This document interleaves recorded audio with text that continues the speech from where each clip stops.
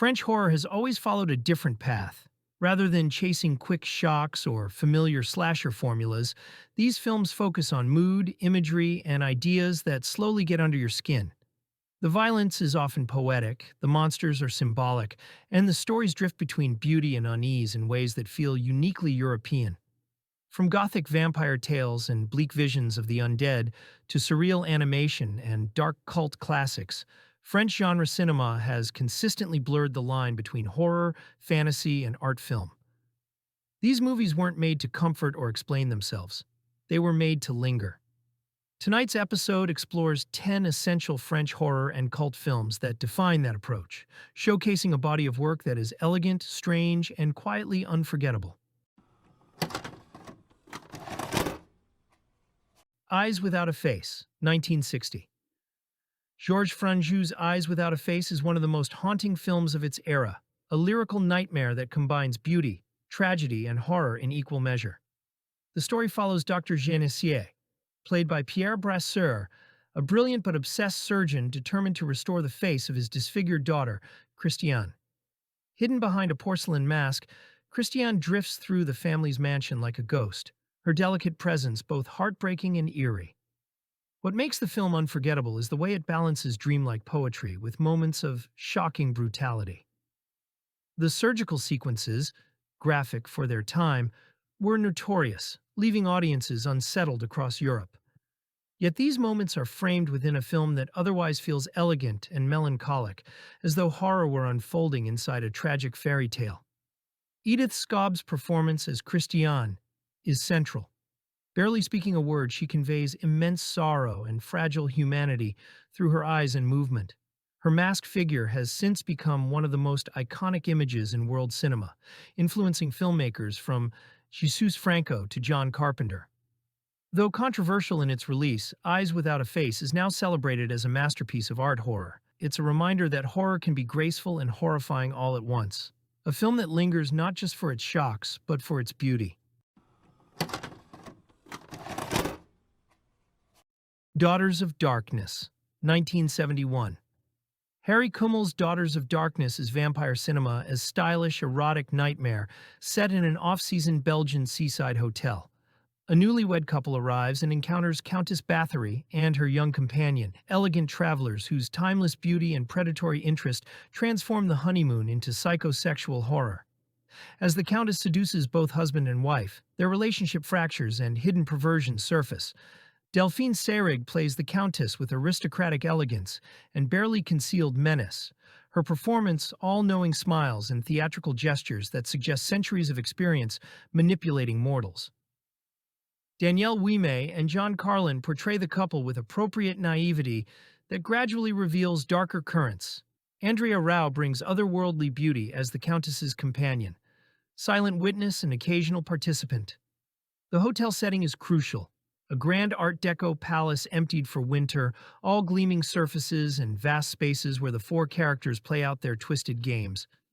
Cinematographer Giuseppe Pinori bathes everything in rich colors and elegant compositions, creating visual beauty that contrasts with the emotional and physical violence. The film's approach to vampirism is ambiguous. Are they supernatural creatures or simply ageless predators who've perfected their hunting? Kumail blends vampire mythology with psychosexual exploration, treating bloodlust and desire as inseparable. The violence, when it erupts, is sudden and shocking against the film's measured elegance. The Countess represents both liberating transgression and predatory corruption, offering freedom that comes with terrible cost. Daughters of Darkness remains one of the most stylish vampire films ever made, prioritizing atmosphere and eroticism over traditional horror mechanics. It's European art cinema, using vampire mythology to explore power, desire, and the thin line between seduction and destruction. Fantastic Planet, 1973. On a distant planet, towering blue humanoids known as drags treat humans, called Oms, as curiosities, pets, or pests. What begins as quiet observation slowly mutates into rebellion, as the Oms steal knowledge and organize resistance. The result is science fiction stripped of comfort, operating as allegory, nightmare, and meditation all at once.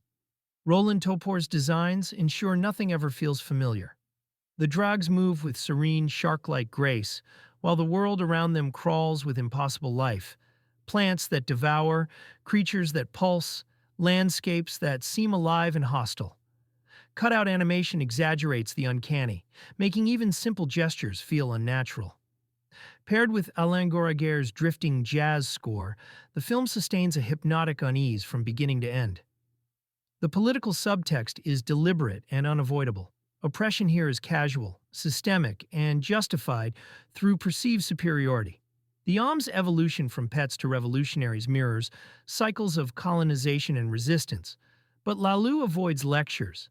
Meaning accumulates through imagery, repetition, and discomfort rather than exposition. Though its American release was limited, the film found longevity through midnight screenings and college circuits, championed by audiences searching for animation that challenged rather than soothed. Decades later, it remains defiantly alien, a vision that still refuses to soften its edges. The Blood Rose, 1970. Obsession has always been one of horror's favorite subjects, but The Blood Rose takes it somewhere far more decadent and unsettling. Directed by Claude Mulot, this French fever dream follows a wealthy artist whose wife is horribly disfigured in a fire. Unable to accept her ruined beauty, he turns to a mysterious surgeon who claims he can restore her face through experimental grafts. But his methods come at a terrible cost.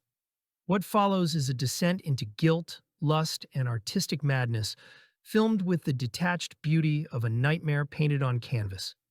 Often cited as one of the first color French horror films, La Rose Écorchée looks less like a genre movie and more like an art installation slowly rotting from within. The mansion setting is all marble floors and floral arrangements, but the colors bleed. Deep reds, sickly greens, and pale flesh tones that seem to vibrate with unease. Mulot's background in erotic cinema shows through, but instead of cheap titillation, the sensuality becomes part of the horror. Beauty and death are inseparable here, each feeding off the other. The pacing is languid, hypnotic, and disorienting, much like the films of Jean Rollin or Jess Franco, yet Mulot keeps his story grounded in tragic obsession. The Blood Rose isn't about monsters. It's about the monstrous things people do in the name of love and perfection. In 1970, that blend of eroticism, surrealism, and despair felt new and transgressive. Decades later, it still looks like something unearthed from a dream too beautiful and too broken to survive in the light. Lips of Blood, 1975. A man at a promotional event glimpses a photograph of a mysterious castle and becomes obsessed with recovering a buried childhood memory connected to the ruins. His search leads him to a beautiful young woman he believes he met years ago, a quest that awakens a coven of female vampires and forces him to confront a past his family tried desperately to erase.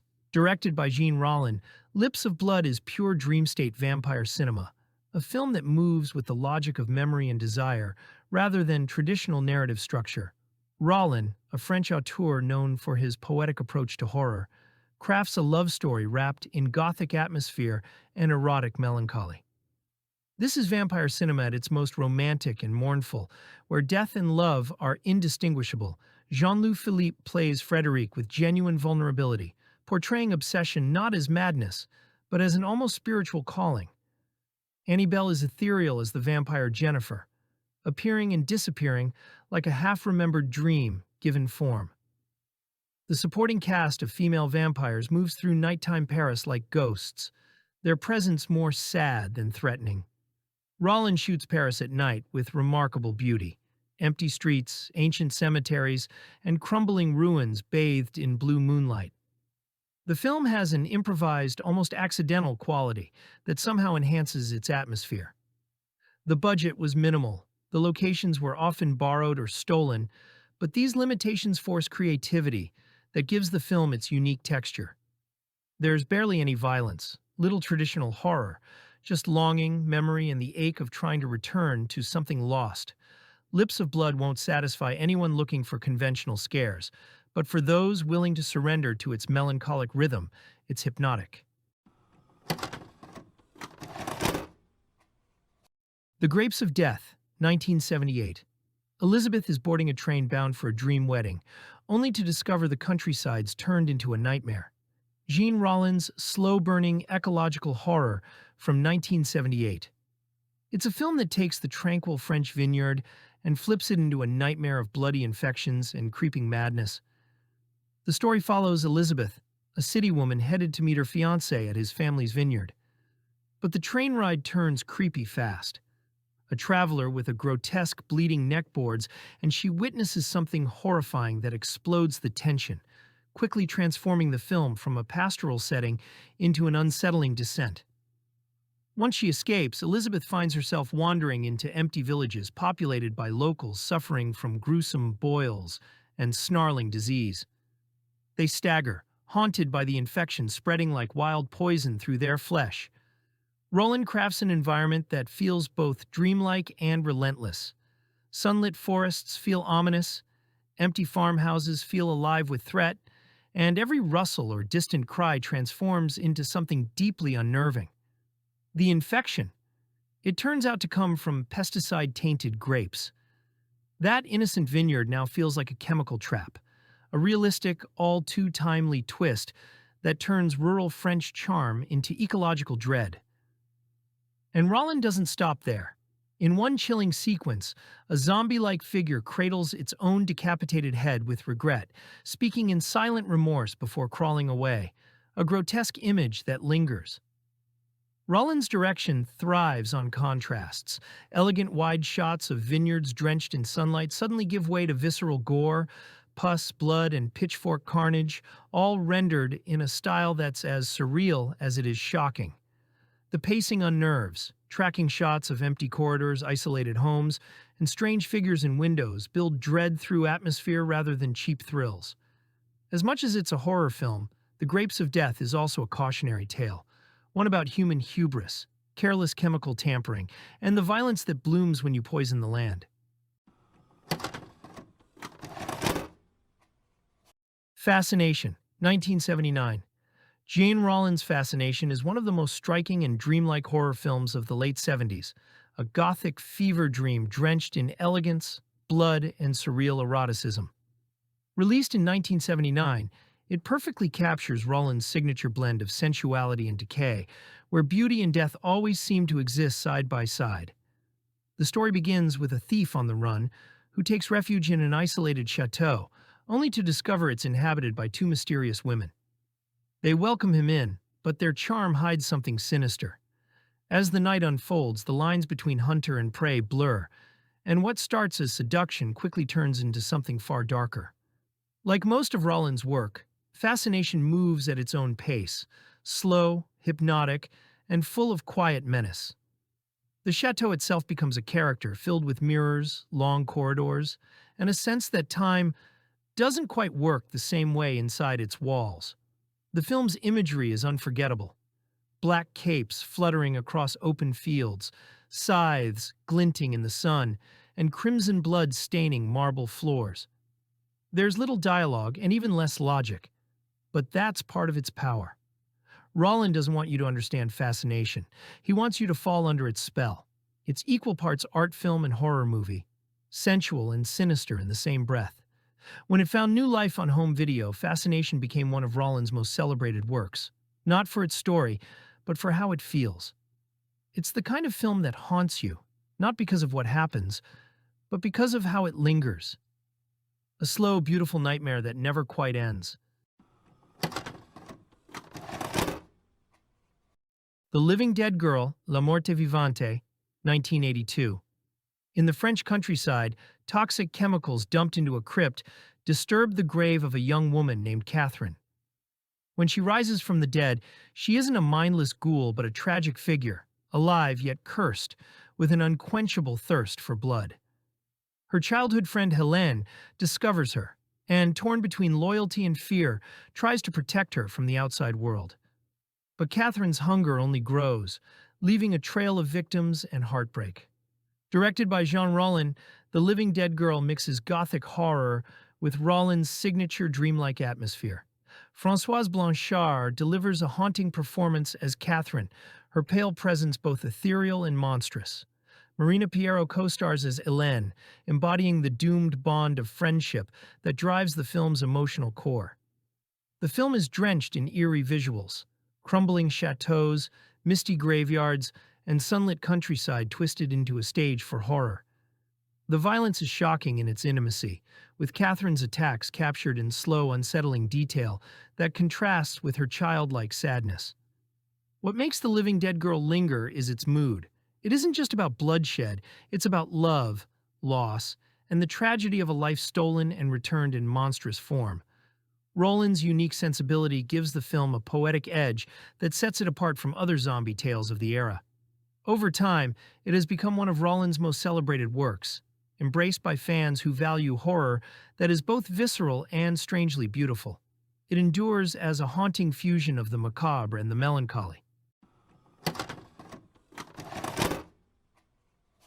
Deadly Games, also known as 3615 Code Père Noël, 1989. Before there was Home Alone, there was this intense French horror thriller that takes the kid defending his home premise in a much darker direction. Released in 1989, a full year before Macaulay Culkin ever set foot in that Chicago suburb, 3615 Code Père Noël tells the story of Thomas, a resourceful young boy who loves playing Rambo and spending Christmas with his beloved grandfather Pappy in their Gothic mansion. On Christmas Eve, Thomas's mother goes to work at the department store, leaving him with his grandfather. Meanwhile, a deeply disturbed man dressed as a mall Santa is fired from his job, and something snaps. This psychotic Santa, played with genuinely unsettling intensity by Patrick Flersheim, invades Thomas's home, turning the holiday into a deadly game of cat and mouse. What sets this apart from typical home invasion films is its style.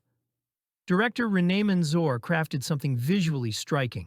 Think tilted camera angles, dramatic slow-motion sequences, a pulsing synth score, and a mansion that looks like Dracula's castle from the outside. The film has this gothic, almost dreamlike atmosphere that gives it a unique identity. It's part thriller, part action film, part horror, with legitimately tense sequences and surprisingly graphic violence. Thomas isn't your typical movie kid. He's smart, prepared, and uses his Rambo-inspired traps and gadgets to fight back. But this isn't played for laughs. The Santa is brutal, relentless, and terrifying, with virtually no backstory or dialogue, just pure menace in a costume that should bring joy. Director René Manzor was so convinced that Home Alone plagiarized his film that he threatened legal action against its producers. While the basic setup is similar, the tone couldn't be more different. This is no family comedy. It's a stylish, violent thriller that earned its reputation as one of the more unique Christmas horror films of the VHS era. The French title refers to the Minitel system, France's pre-internet text service, which plays into the plot. Deadly Games is proof that not all Christmas intruder movies need to be fun and games. Sometimes Santa comes to kill, and sometimes a kid has to fight for his life. Baby Blood, 1990.